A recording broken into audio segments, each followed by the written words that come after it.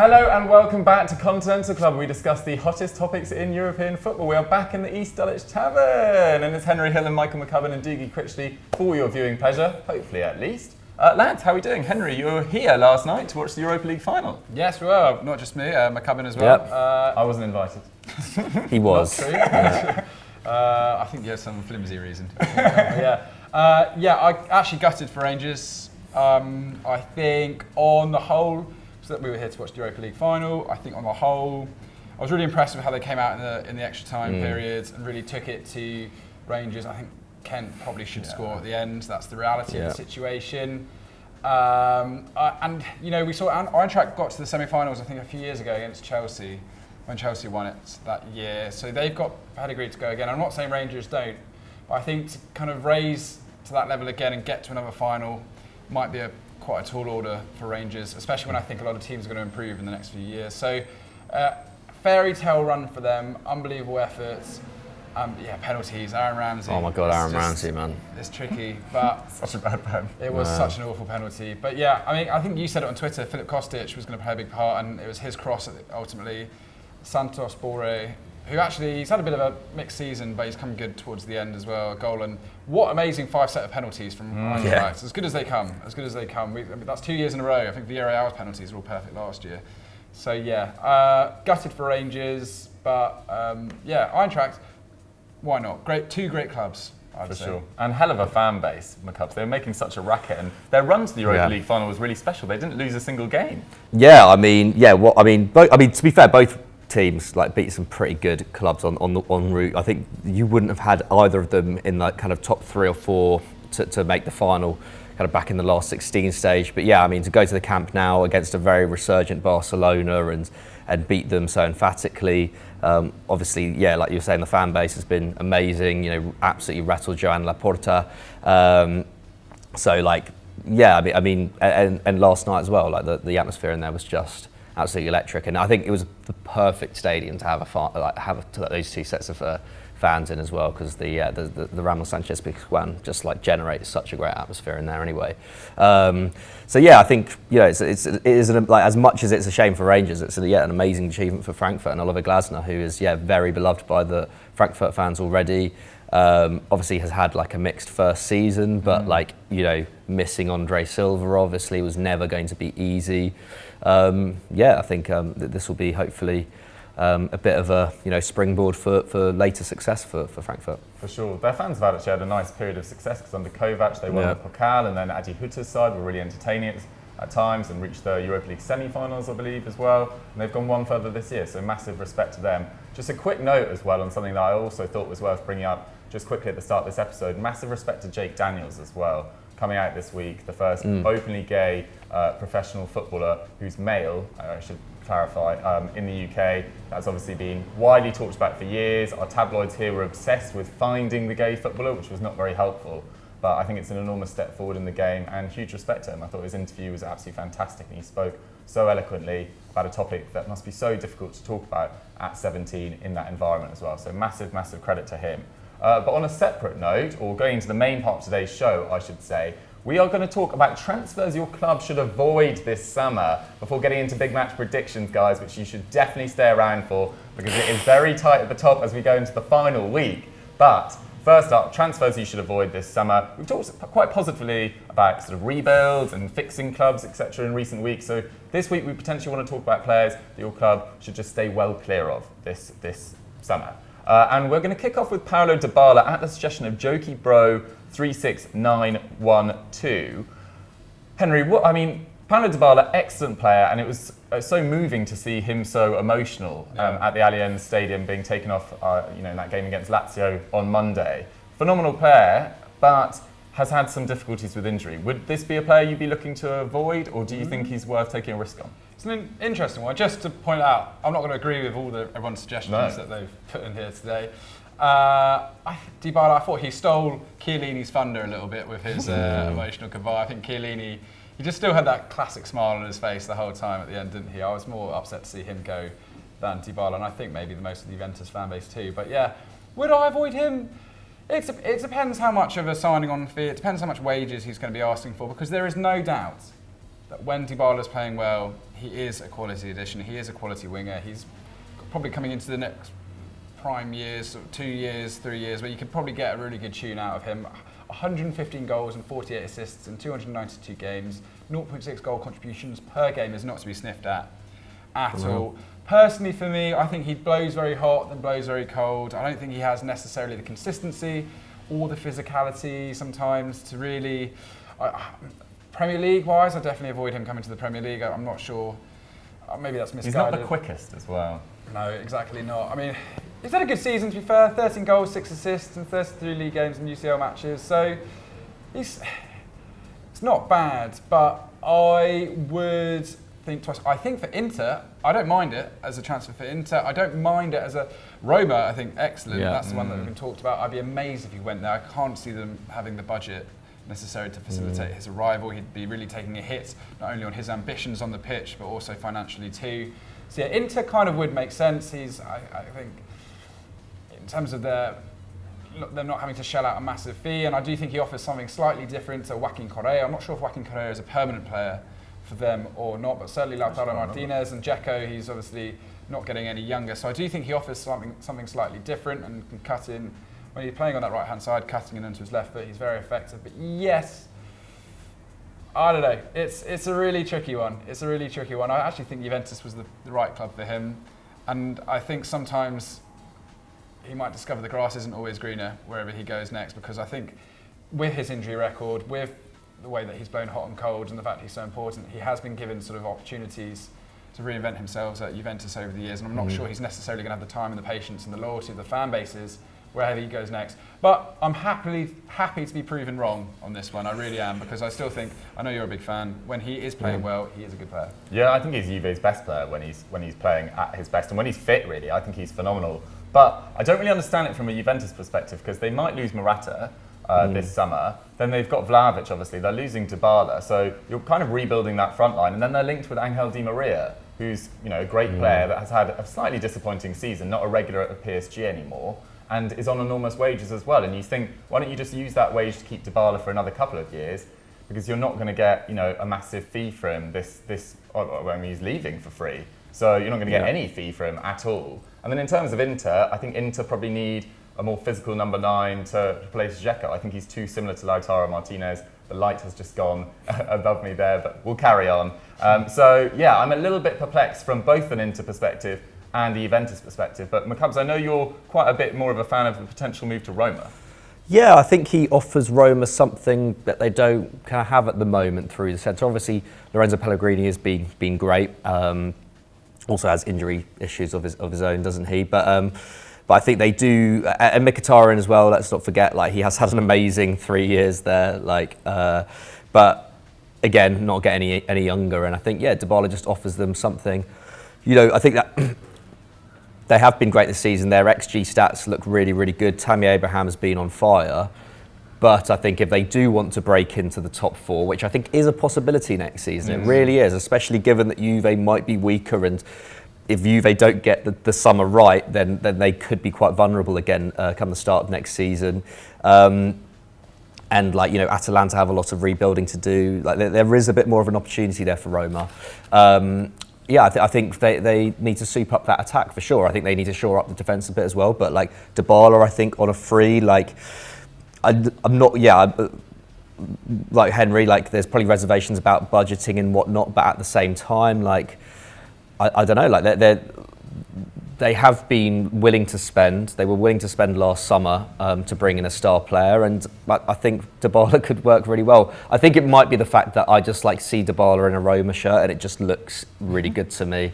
He just seems like the kind of player that, going from, when you talk about going between fan bases, I just think that Roma fan base would take to him very quickly if he had a good start to the season. I'd be a really, really big fan of it.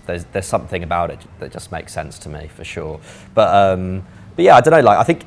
I also think Inter would be fine. They just don't need a player like that as much. I don't think. I just think Dybala to Roma would be a more fun addition. Yeah, just quickly on that, Roma have spent a lot of 20 million pound transfers on players that don't really play that much. Shomorodov. I like Shomorodov, but he's not getting in the team. You know what? If they've got the budget, I quite like them allocate it towards a big player like Dybala. Yeah. I think you're right, exactly what you say. I said on the pod, I think they've got a real opportunity to press ahead and challenge for the title. Certainly, because they're going to, obviously, he said that they put a lot of eggs in the Conference League basket this year. Mourinho said that. So without that distraction next year, maybe in the Europa League, let's wait and see. I really do agree with you. So yeah, I actually quite like the idea of them going big on a player like Dybala and saying you're going to be the sort of the main man. And him, Zaniolo, Pellegrini and Abraham would make quite a tasty quad in that attack. Fair enough, yeah. I mean, you say about putting all their eggs in the Conference League basket. They're not necessarily going to qualify for the Europa League through the league, which we'll get onto in big match predictions. So there is massive pressure on that game against Feyenoord next week, which is bizarrely taking place after the Europa League final, which I don't really understand personally. Yeah. But there we go. Anyway, let's move on to our next player, who is Alessio Romagnoli, and he's potentially being linked with Chelsea at the suggestion of Junaid3415. Henry, they're obviously losing a lot of defenders this summer in Rudiger, Christensen, potentially Azpilicueta as well. Romagnoli, would that fill you with confidence as a Chelsea fan? No, I think the idea of selling Tomori to AC Milan and bringing back Romagnoli, who Tomori ousted, would be quite a funny situation. Yeah.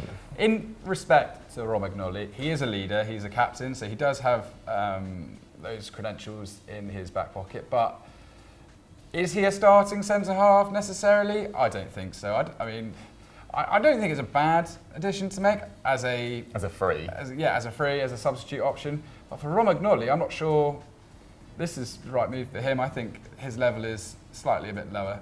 So I'd like to see Leicester go in big for him, or a club like that. I think that's where he could really make an impact. But I mean, give him his credit, 27 years old, signed for £22.5 million in August 2015. He's made 246 appearances for the Rossoneri. He's really been there at the times when it's not been easy for them. They've been kind of flagging and missing out on European qualification and whatnot. So I have a lot of respect for him. But yeah, slight fitness issues, 8.3 games missed per season over the last 6 years.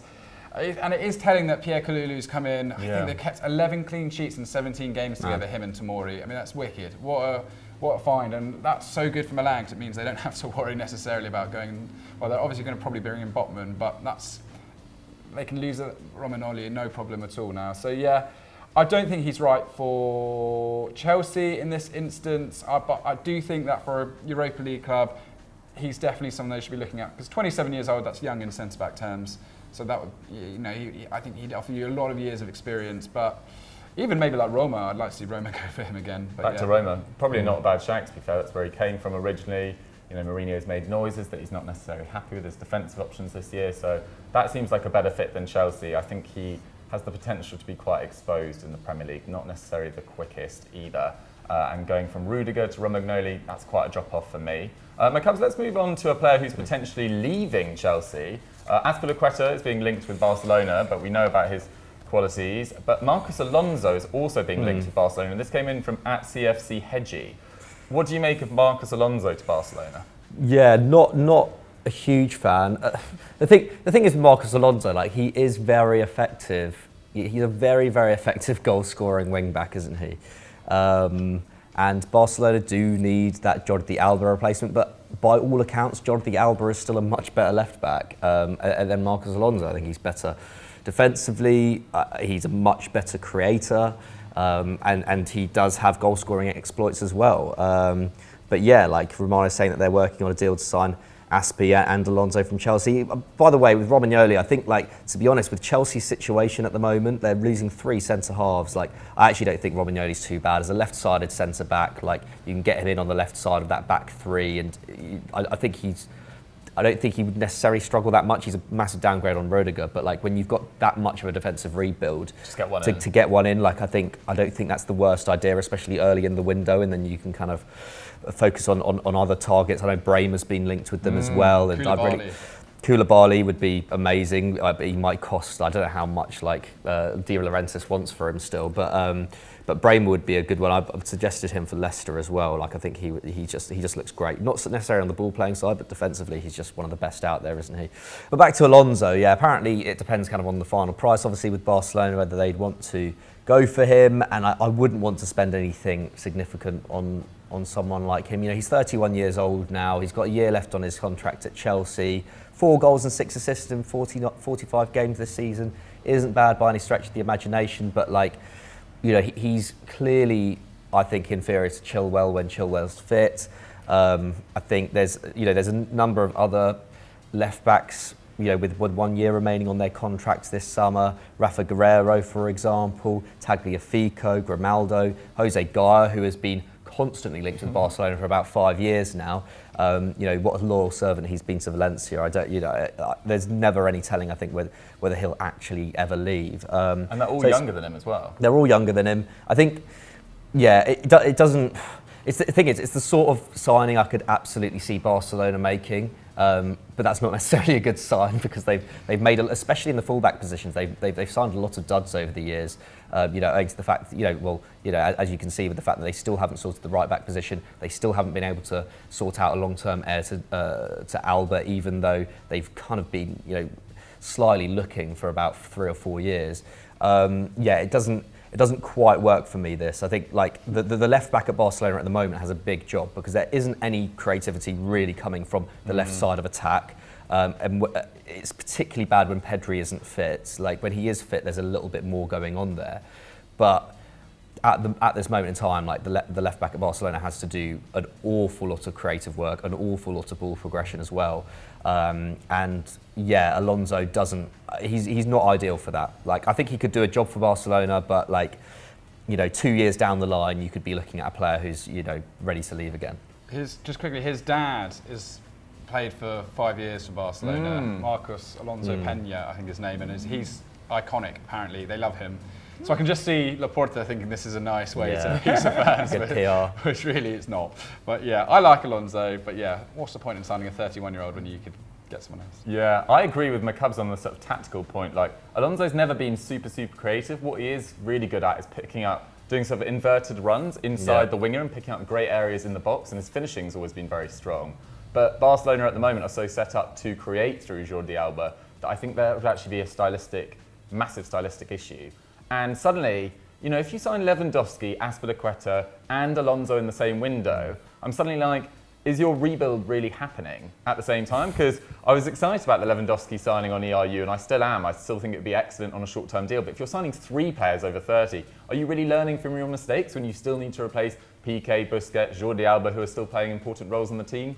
I'm not really sure. So Marcos Alonso, I would definitely stay clear of. If you have to get Azpilicueta in as a cover for right back or right-sided centre-back or whatever you want to do, maybe. But yeah, Marcos Alonso, I would definitely stay clear of. Let's move on to Divock Origi to Milan at the suggestion of @25 Lassa. So Divock Origi, obviously a bit of a cult figure, has a very impressive scoring record for minutes played at Liverpool, 41 goals in 175 games. He's actually playing his 7th season of football with Liverpool, which is absolutely mental. And when I was doing a bit of research for this section, there was one season in 2016-17 when he made 34 league appearances. I just don't remember that at all. And he's never ever started more than 7 league games since. When was Origi a regular? Also, when did he go on loan to Wolfsburg? That's something that completely was not in my memory at all. I completely forgot about that. This year he's got 6 goals and 4 assists in 18 games, which is actually really impressive. But Klopp's made noises that he's felt bad about the lack of game time he's given to Origi, how great a guy he is. But for Milan, I'm just like, this is not that exciting. Oh, I disagree. Really? I can't see Origi being the player that takes them to the next level, gets them consistently challenging for the Scudetto after this year as well. I can't see him making a difference in the Champions League consistently. Maybe I'm being harsh, but because I haven't seen him being a regular since 2016-17, which I don't really remember, and starting games consistently, is he good enough to start over 30 league games for Milan? I'm not sure. He's an unknown entity in that sense. Like, I think he is, but I think that's part of the allure, I think, is because this is a player who, you know, when he was younger, Are you under Origi's spell as well? Absolutely. Well, we were just saying, I've spoken to a few people about this potential move, and everyone's a fan of it. Milan fans I've seen in the comments on our videos are fans of it as well. So, you know, maybe not all, but there's a certain allure about a player who, hasn't. You know, and there is obviously Klopp. I think Klopp called him a world-class striker, which is just ridiculous. But they've priced him out of a move for years. Last year they were asking for like 25 million. And then they were saying, "Oh, we're so sorry that we can't sell him." Do you subscribe to this mythical Origi idea, Henry? Yeah, Oh, I'm in for it. The thing is, it doesn't have to be. He doesn't have to be a 20-goal striker for Milan. The point is with Milan is that they've got two aging strikers who have done very well this season. But I'm not sure what Zlatan's situation is. Is there still a possibility that he might retire this summer? I'm not even sure. I'm not even sure if Giroud's definitely going to be there next year. Maldini said that there is a contract there for Zlatan if he wants it. But to be honest, I think they should keep him around in a different coaching capacity. I think that's probably because they've improved. I think I was reading before Zlatan joined, they were getting 1.4 points a game. Since he's joined, they get like 2.1. It's his personality. He had a big effect on them. Big effect. But yeah, I think that maybe they shouldn't get him and then bring in Origi because I think Giroud could definitely start for another year. And I don't see why Origi can't offer something. I do think that his goals are normally pretty clinical. I think he is a pretty decent finisher, and he does just need a little opportunity to show what he could do. It is interesting what you say. I do think Memphis Depay would be a great signing. I really do like that. Sasha Kalajdzic, I don't think he's any better at all. These are players with 1 year remaining on their deals, by the way, lads. Yeah. Sasha Kalajdzic is no better than Divock Origi. He's really not. He's a bit of an awkward guy up front. He's only scored, 7 this year. Moussa Dembele's only got 1 year left. I think Moussa Dembele is a great shout, though. It's actually gone. Weirdly, I feel like we've not spoken about it on EFD that much, but he's had he's got one of his 20 goals. And his XG his XG is one of the best in Europe as well. Playing for a very inconsistent Lyon side. Yeah, very inconsistent Lyon side. And he's done so after a really rough couple of years as well. Awful. So but I mean, he hardly played and was pretty much still coming back from injury, wasn't he? Before that injury, he wasn't doing well at Lyon. But I think Moussa Dembele is a potential target that I've not really seen many clubs linked with, and I think he would be a little bit of a coup in the right system. But yeah, no, I think it would be great to see what Origi could do at Milan, just for the fact of you're bringing in a player who's not had a chance to be the main man, and you could into a side which has improved a lot in an attacking sense as well. I'd be interested to see how him and Rafa Leao would link up. Leao would maybe become a bit more creative again, and I don't know. Yeah, I think it'll be a fun one. There's some good creators in that side as well. Brahim Diaz is a good creator. I mean, Henry, just quickly before we move on to another club, Marco Asensio to Milan continues to be linked. Do you like that? They do need an upgrade on that right hand side of the attack. Yeah, I don't like Salamakers at all. I think he's really. I think Salamakers. His output's just not good enough. No. He just 1 goal, 1 assist this year or something like that. He's never been that good. I know they hardly paid anything for him. Bought him out the Belgian league. Good stopgap. Yeah. He's still developing as well, but he doesn't seem at the level, does he? After 2 years, and he's not really putting up the numbers creatively or Asensio, I like in the sense that I think he just needs a change, and I think that going somewhere like Milan with momentum, building towards something, could be good for him. But once again, I think he scored 10 this year, but then you're still thinking. How? Yeah, he scores the occasional absolute screamer, doesn't he? Yeah. But that when he burst onto the scene, that's completely evaporated. Back 2017, everyone was like, "This guy's going to be one of the best players in the world." I don't mind it. I don't mind it. If they can get him on a pretty reasonable price. Apparently, it's his wages at the moment that are proving a sticking point. Because Milan, to their credit, they're not being idiots. I think Renato Sanchez is probably going there, and they're also looking at Seko Fofana, which is a great deal. Yeah, from Lens. He was just voted African Player in Ligue 1 of the Year, which no mean feat at all to achieve that.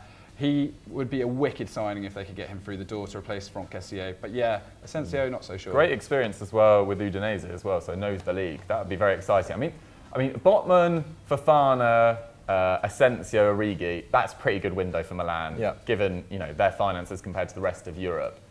So maybe I take it back a little bit about Origi. He is fun. He is kind of the GOAT at the same time. Samuel Umtiti to Arsenal has been rearing its head for about 4 years. Not going to happen. Weird to think that he started the World Cup final in 2018. Poor guy. It's just been a disaster with injuries. Fair play to him for taking that pay cut in January as well, which allowed them to sign Ferran Torres. But he's not going to Arsenal. But Cubs, let's quickly talk about Paul Pogba. Coughlin.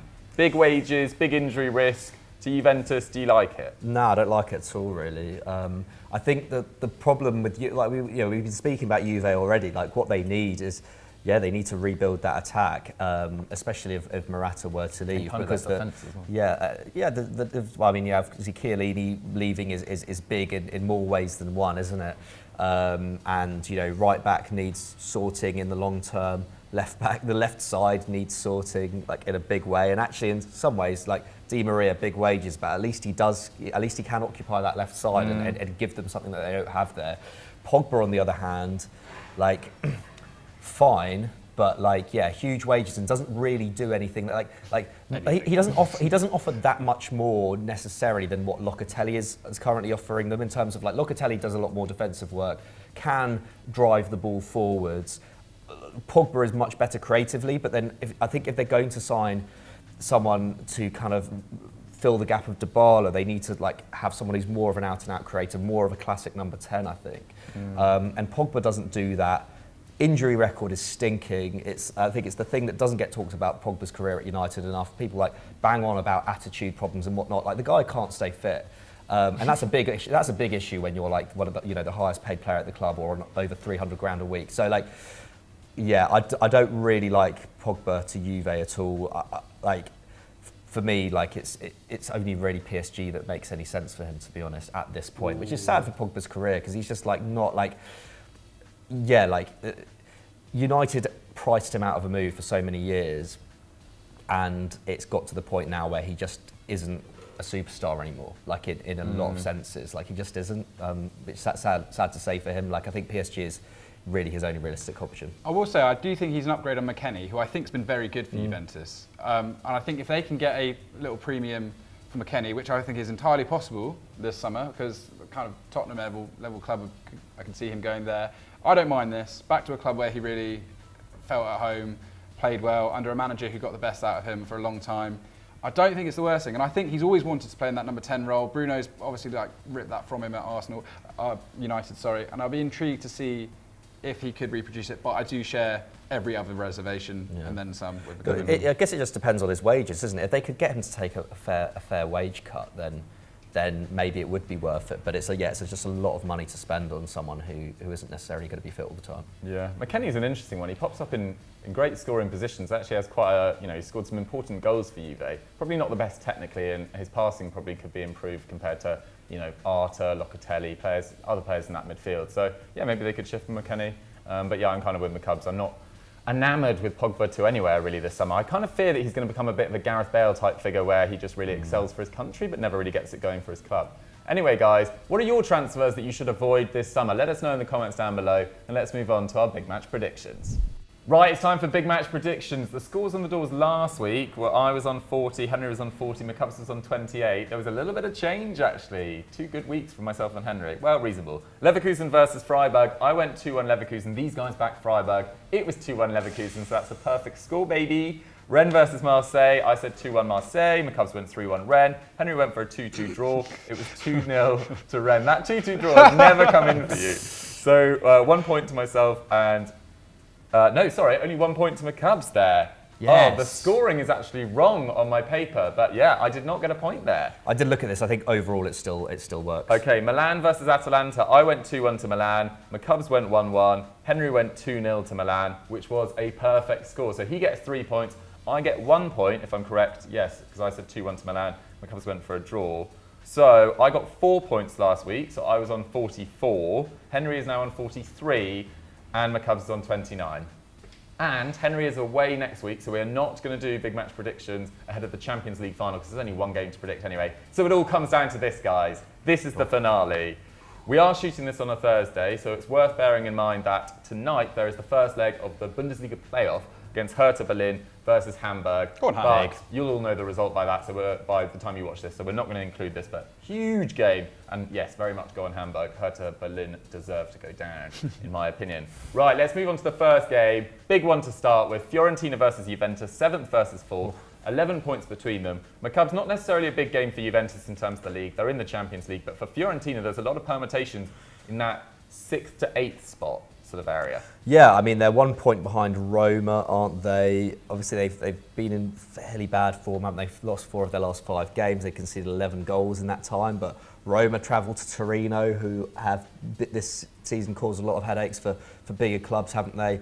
I could absolutely see that being like a draw or even maybe a tight Torino win. Ooh. Like you don't know. I guess we'll see. By the time you're watching this, I guess that we'll know that. It'll be kicking off. Yeah, that's Friday night. It's a Friday night. Okay, cool. So but they're also level on points with Atalanta.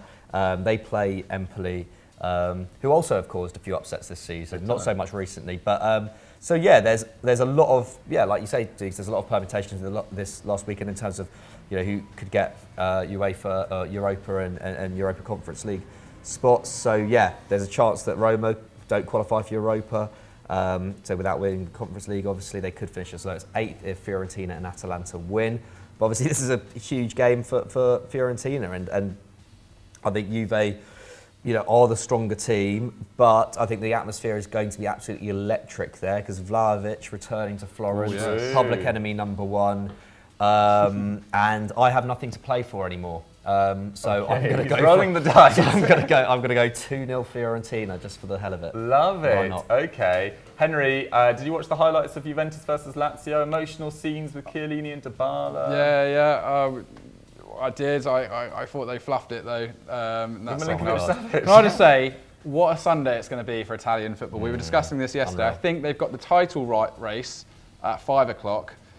So you're going to see Inter and AC Milan, they play then. And then I think at 8 o'clock, that's when the relegation matches happen. So you've got Cagliari versus Venezia at the bottom, and then Udinese versus Salernitana.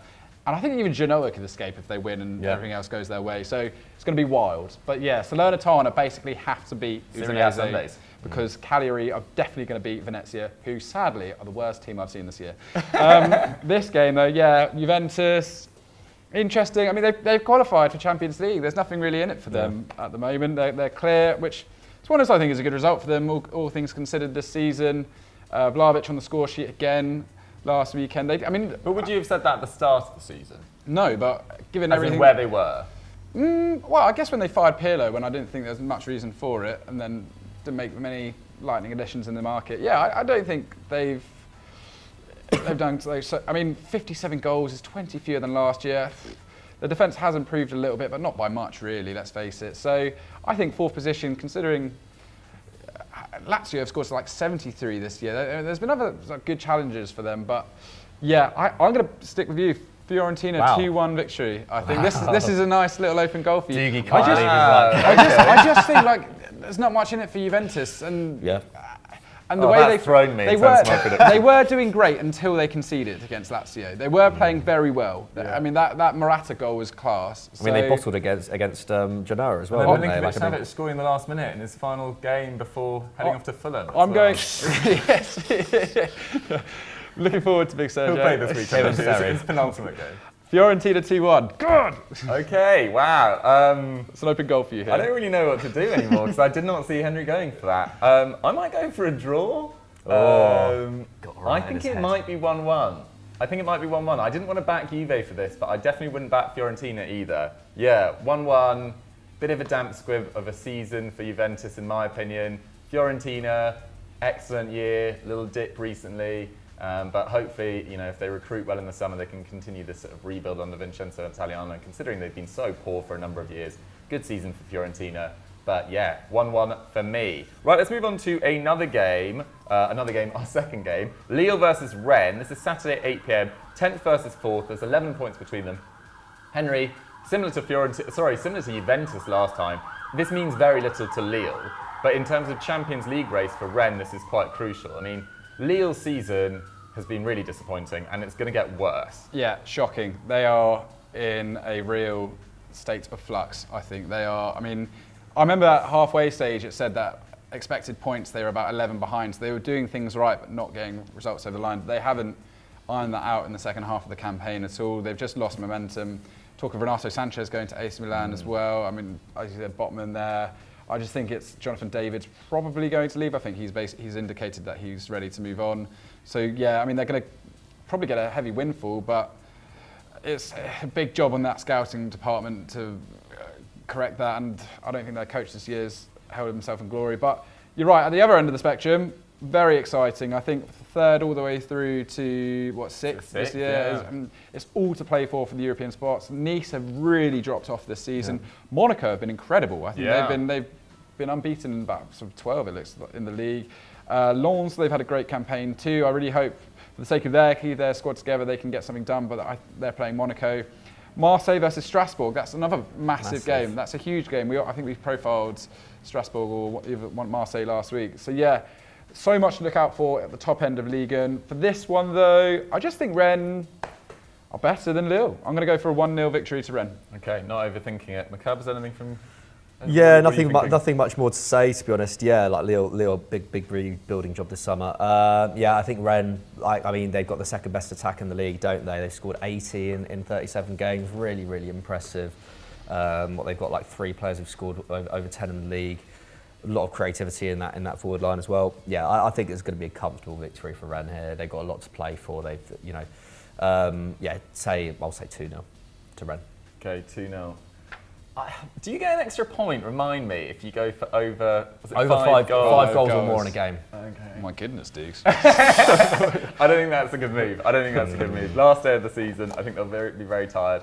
I'll go 3-0. No, I'll go 3-1 to Rennes. Did you say 2-1? 1-0. 1-0. I said 2-0. Yeah, fine. 3-1. Oh god, I think I've overthought that. Okay. Anyway, if you wanted to, you could just say every score that Henry says, and you'd win. That would be so dodgy. Yeah, that would be very dodgy. I'd have to get, taken to CAS or something. Yeah, shunned. That would be very. Yeah, I might do that with the last game. No, I would do. Right, final game. It's the one we've been talking about. It's the one we've been talking about for weeks. It's Sassuolo versus Milan, Sunday, 5 p.m. First versus 11th, 33 points between them. Henry Hill, are Milan going to seal their title? They only need a draw. Doogie, last week I offered you the chance to go first in the final prediction, and I ended up getting a perfect score as a result of it. So I'd like to do it again. Okay. You choose first. Interesting. I mean, we've talked about Milan a lot on all our shows over the last few weeks. I think we've slightly maybe degraded the level of their performances. They're unbeaten in their last 15 games. They've won 10 of those. Like, that is a legendary winning run to win your first Scudetto, potentially in 11 years. They only need a draw against Sassuolo, who are a bit of a bogey team for them. But I think they'll get over the line. I thought their performance against Atalanta was excellent in that second half, to be honest. Teo Hernandez, that wonderful goal, will live long in the memory. That would be the thing that I look back on this season in 5 years' time. I'll just remember that Teo Hernandez goal. I thought it was sensational. So for this, I think they'll get over the line. I don't think it's going to be particularly attractive, but I think they're going to win 2-1. Okay. Henry. Ooh. I'm going to go for 2-0. Yeah. I'm going to back Milan. I think it's a 2 or a 1 goal margin. That's what it's basically always been. Yeah, with Milan. This year. Thank you to everyone on Twitter who backed me up against Joe when I said that Serie A title race this season has been more exciting in general than the Premier League title race. It's been tight the whole way along, whereas the Premier League title race was pretty boring until February. Wasn't it? Yeah, exactly. So and there was 3 teams in it. 3 teams in it. Yeah, you said 2-1. I'm going to go for 2-0. Yeah, although Berardi, 15 goals, Scamacca, 16 goals, that's pretty good form. That's amazing form. I mean, 15 goals and 14 assists for Berardi. What a season. Again. He is the real goat. But yeah, I just think Milan's defence has been too good. So yeah, 2-0. Nice. Macabs? Can you see an upset? I can't, not necessarily. I think this might be a draw though, for the sake of the fact that Milan need that, and it's going to be. I think it's going to come down to the wire. Them and Inter playing at the same time. I just, I'm predicting madness, and I think Milan, it might be like Sassuolo winning until the final 10 minutes, and then somehow, a cross comes in and it goes in off Sandro Tonali's arse. That's what I'm thinking. If that happens, you get 10 bonus points. That happens and it comes off Sandro Tonali's arse. Macabs gets the title. Like, maybe I'll just win the whole thing. So yeah, I'm going to make that play for it. 1-1. Love it. Okay. We'll have to get a little Big Match Predictions Cup actually made, I think. And Macabs, you can potentially do the presentation unless something weird happens. Unless the Tonali bum goal happens. But yeah, guys, that has been Big Match Predictions for this year. Thank you very much for playing along in the comments section as well. Let us know who you guys want to win, maybe, in the comments. Who deserves it more? It'd actually be interesting to see who's got the more perfect scores. I actually don't know. I feel like maybe Henry has, but I've been more consistent maybe picking up points. I don't know. Anyway, let's just do a quick fire. Comes in from Kane Lorenz. We've talked about the Serie A title race, but he says, were Napoli unlucky to not be in the title race till the end of the season? I mean, Macabs, what's your thoughts on this? They had some injuries around January, sort of held through it, but then some disappointing results towards the end. Yeah, they just fell off, didn't they? And it was a shame because they really. Was it that win against that win against Lazio? Was it? Yeah. I kind of felt like momentum was with them, but then they just haven't been able to keep up with Inter and Milan, and all these teams have faced adversity this season. Milan had an even bigger injury crisis, arguably, or around the same level, kind of midway through the season. Inter had that terrible spell of form in January and February and managed to pull themselves back into the race despite losing to both Napoli and Milan. So, I think, I don't think they're necessarily unlucky, but it's just a shame because it would have been. We talk about Milan, how romantic this title could be for them. For Napoli, it would have just been on a different scale. Like first, we spoke about it a lot, but first season in the Diego Maradona, being named Diego Maradona, and Lorenzo Insigne's last season, like so many things. The kind of the culmination of this kind of golden generation of Napoli players. There's not going to be many years left with any of those players in the team. So, too. Yeah, but Mertens definitely off this summer as well. Well, unless he wants a new contract, but they're not offering it. Yeah. So it's pretty much if Koulibaly were to leave as well, then that's basically it, isn't it? So it would be it's a big shame. It would have been like I can't even imagine what it would have been like if Napoli was still in the title race. Well, on that, Henry, let's go over to our Italian Napoli correspondent. You were there recently. Yeah. Well, I mean, what do you think? How will they reflect on this season? I think you obviously know the people at the back of your hand. It's not an expert. Bar Nilo, which is where I saw a clipping of Maradona's hair spinning around. And I think they're going to get Champions League football. That's still a good season for them. But you're right. I think if Osimhen hadn't fractured his cheekbone in November and missed 8 games in a row, this would be a lot closer than it is. I think he was really on form then, and losing Osimhen at that moment in time was a really devastating blow to Napoli's title hopes. But I think it was something you brought up when they were talking about immortality, and the players were saying this was our chance, and then they've just blown it. I think that's it, really. We've seen Milan and Inter really put it together in the last couple of months and just grind out results and get jobs done where they needed to. And Napoli haven't been able to do that. That game where they flunked a 3-1 lead, whatever it was, or a 2-0 lead going into the last 5 minutes, and just shocking mistakes. It is a shame because if everything Mikey says is true, that City would just go off. It's unlike anywhere in the world that I've ever been. So, well, certainly in Europe. But yeah, it is a shame. But I just think they came up against 2 very efficient professional teams in Milan this year, and I'm rooting for AC. So. Fair enough, yeah. I can't remember that exact quote. It was something like, before the game, Spalletti was like, oh, we have a chance to be immortal if we win this. And then they didn't, and Insigne came out and was like, guess we're not immortal or something. And was just like, it was just like a real mood dampener. Yeah. But anyway, guys, what a title race in Serie A. That is Continental Club for this week. We will, of course, be back next week, but with a much reduced show, maybe a more in-depth first section, because we won't be doing big match predictions for the next month or so. No, 2 months until... whatever, August, 3 months. I'm losing track of time. Anyway, guys, that has been Continental Club for another week. McCubbs, what do you recommend they go and watch now? Go and watch yesterday's Scout Report. We talked about smart transfers that could happen this summer. Which included Bremer. Included Bremer, included Gabby Jesus. Can't remember the third one, but you can go and watch it and find out. Go and watch that. Go and watch last week's Continental Club where we spoke about kind of shock transfer rumours, etc. Nice. And will Sunderland get promoted tomorrow, Henry? You know what? For your sake, Doogie, because you're a dear friend. This is your final big match prediction. Who are they playing? Is it Wycombe Wanderers? Ooh, Akin Fenwa. He could ruin the party. But yeah, quick shout out. The podcast is back. Go check that out. It's been out for a few months. More important. Pat and I there. Wow. Pat and I are talking about things. Why Mitrovic is going to score 25 next season. So, go watch that. Perfect. Go on, Sunderland. Go check out the podcast. Pray for Sunderland. Away the lads. We'll see you next week.